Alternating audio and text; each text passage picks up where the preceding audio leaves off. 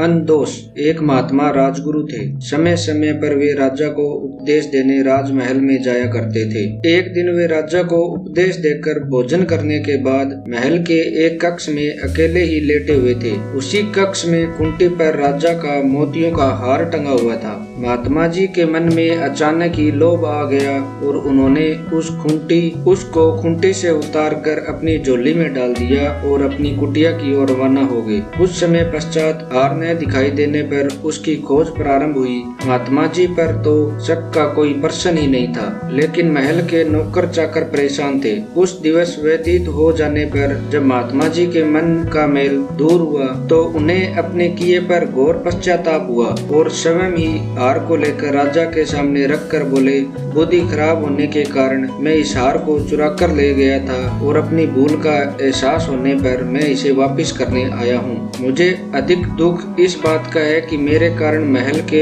नौकर चाकरों का कितना अत्याचार हुआ होगा। राजा को राजगुरु की बात पर विश्वास नहीं हुआ। राजा बोले, ऐसा लगता है हार चुराने वाला आपके पास पहुंचा होगा और उसे बचाने हेतु यह अपराध आपने अपने ऊपर ले लिया है। महात्मा जी ने पुनः राजा को विश्वास दिलाने का प्रयास किया कि वास्तविक चोर वे स्वयं ही है, पर वे यह निर्णय नहीं कर पा रहे कि उनकी निर्लोभ बुद्धि में इस पाप ने कैसे प्रवेश किया। महात्मा जी पुनः बोले कि आज प्रातः से ही हमें अतिसार हो गया है। ऐसा प्रतीत होता है कि जो भोजन आपके यहाँ किया था उससे मेरे निर्मल मन पर बहुत प्रभाव पड़ा है। अब दस्त हो जाने से उस अन्न का अधिकांश भाग बाहर निकल जाने पर मेरे मन का पाप दूर हो गया है। राजा ने पता लगाया तो मालूम हुआ कि उस दिन का भोजन एक चोर द्वारा चुराए गए गेहूं से बनाया गया था। यह सुनकर महात्मा जी ने कहा, शास्त्रों में लिखा है कि राज्य का अन्न ग्रहण नहीं करना चाहिए।